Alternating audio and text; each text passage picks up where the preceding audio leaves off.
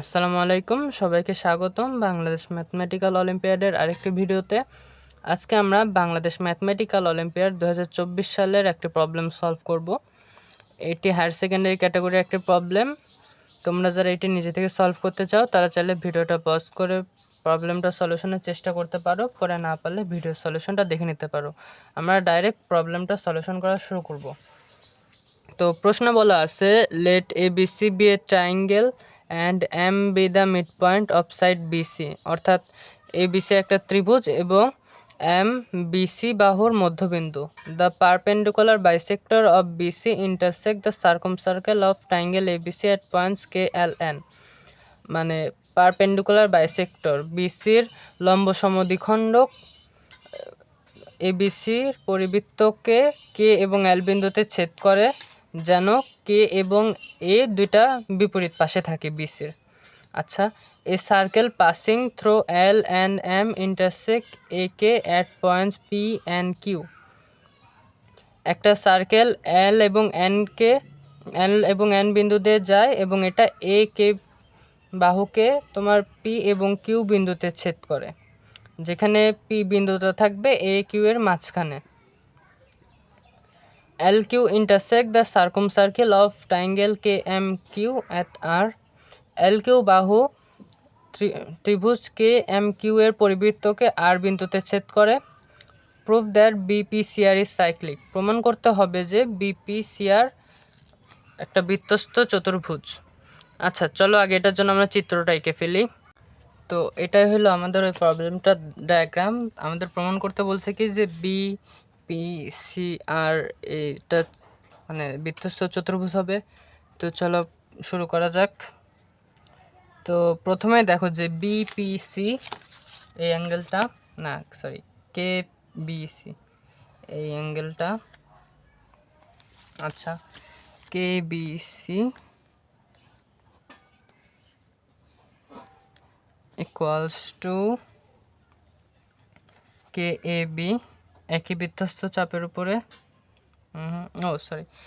কে BC তো কেসি চাপের উপর মানে আছে, তাইলে কে এসি একই চাপের উপরে কে এসি ইকুয়ালস টু আবার এই চাপের উপরে কে এল সি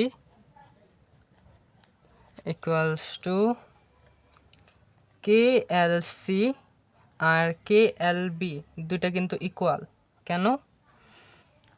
কারণ দেখো যে এম কিন্তু বিসি এর মধ্যবিন্দু, তাইলে এই বাহু আর এই বাহু ইকুয়াল, এটা 90 ডিগ্রি। কারণ কেন্দ্র কোনো বৃত্তের কেন্দ্র থেকে কোনো চাপের উপর অঙ্কিত লম্ব আর কি, এটা লম্ব হবে, কারণ ও এমটা হলো বিসির মধ্যবিন্দু আর ও হলো কেন্দ্র। আচ্ছা, আর এল এমটা হলো সাধারণ বাহু, তাহলে এল বি আর এল সি ইকুয়াল হবে, এটা সর্বসম ত্রিভুজ হবে, সর্বসম সমদ্বিবাহু ত্রিভুজ। আচ্ছা, তাহলে হবে কি যে কে এল সি ইকুয়ালস টু আমরা লিখতে পারি কে এল বি। আচ্ছা, তাহলে আমরা কি পাই যে K B C is equals to K L B.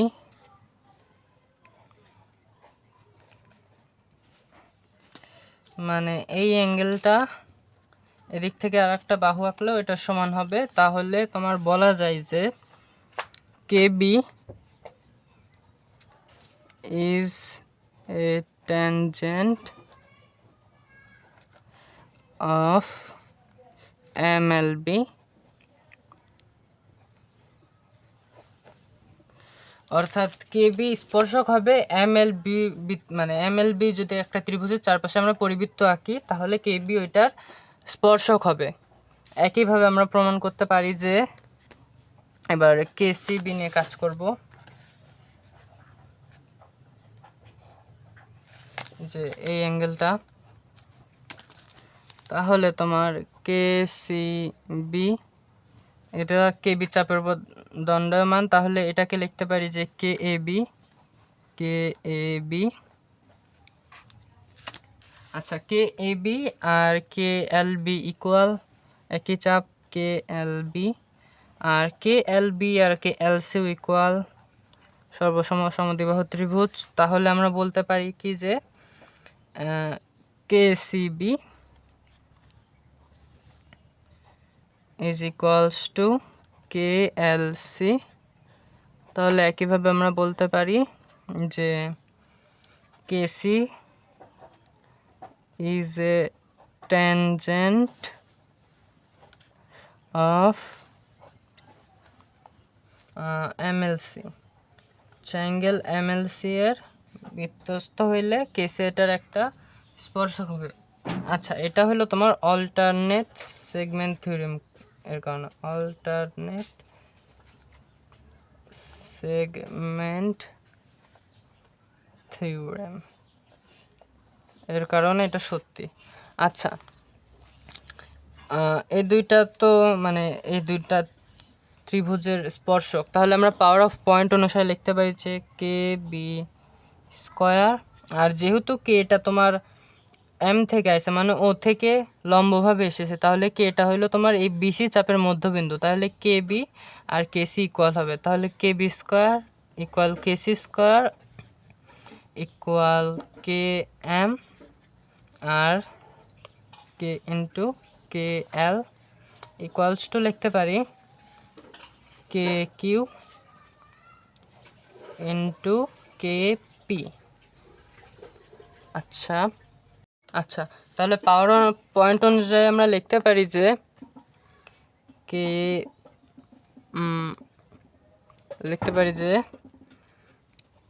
KB is a tangent of B triangle BPQ। এটা বৃত্তস্থ মানে BPQ এর ট্যানজেন্টও হবে KB। আচ্ছা, তাহলে আবার একইভাবে যে KC is a tangent of CPQ। তাহলে এখান থেকে আসে যে KBQ is equals to KPB and একইভাবে KCQ is equals to KPC। আচ্ছা, একই অল্টারনেট সেগমেন্ট থিওরেম অনুযায়ী সেগমেন্ট থিওরেম।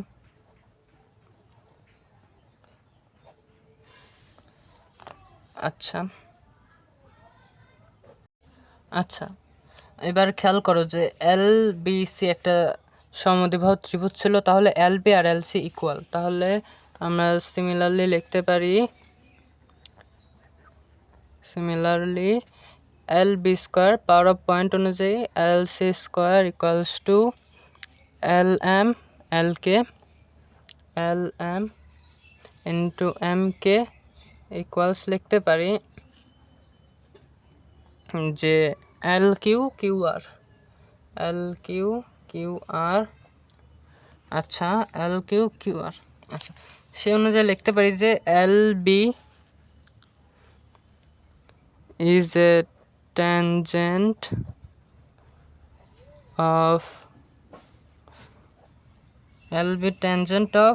BQR। এই ত্রিভুজটার ট্যানজেন্ট হইল LB। আবার একইভাবে LC is a tangent of CQR। তাহলে আমরা লিখতে পারি যে LBQ equals to LRB আবার and LCQ equals to LRC। আচ্ছা, আমাদের প্রমাণ প্রায় শেষের দিকে, এখন আমরা ডাইরেক্ট প্রমাণ করব যে বিপিসি আর একটা সাইক্লিক চতুর্ভুজ। তাহলে আমরা লিখতে পারি যে বিপিসি প্লাস বিআরসি। আমরা যদি প্রমাণ করতে পারি যে এটা 180 ডিগ্রি, তাহলে আমাদের প্রমাণ শেষ। আচ্ছা, বিপিসিকে আমরা লিখতে পারি কেপিবি আর কেপিসি আকারে। আচ্ছা, তাহলে বিপিসিকে লেখা যায় KPB এটা, আর KPC plus K P C plus আর বি আর সিকে আমরা লিখতে পারি এল কে বি আর এল কে সি আকারে, তাহলে L K B plus L K K C. আচ্ছা, তাহলে কে পি বি আমরা কি পাইছিলাম যে কে পি বি আর কে বি কিউ সমান, মানে কে পি বি আর কে বি কিউ ইকুয়াল। তাহলে আমরা এটার বদলে এটা লিখতে পারি যে K B Q plus K P C পাইছিলাম যে আমরা K C Q plus L K B পাইছিলাম এল আর বি, এখানে আর বি হবে আর এখানে হবে এল আর সি। আচ্ছা, এল আর বি পাইছিলাম এল বি কিউ আর প্লাস এল আর সি পাইছিলাম এল সি কিউ। আচ্ছা, এখন দেখো কে বি কিউ আর কে সি কিউ। আচ্ছা, তাহলে আমরা লিখতে পারি যে L B Q plus K B Q K B Q. আচ্ছা, K B Q plus L C Q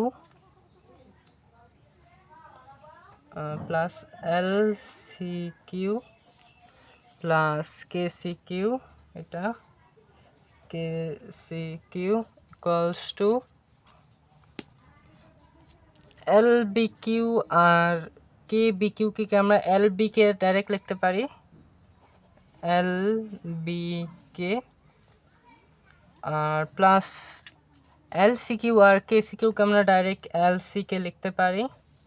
আচ্ছা, এখন খেয়াল করো যে এল বি কে সিও কিন্তু একটা সাইক্লিক চতুর্ভুজ, তাহলে এল বি কে আর এল সি কে কিন্তু 180 ডিগ্রি হবে, তাহলে 180 ডিগ্রি।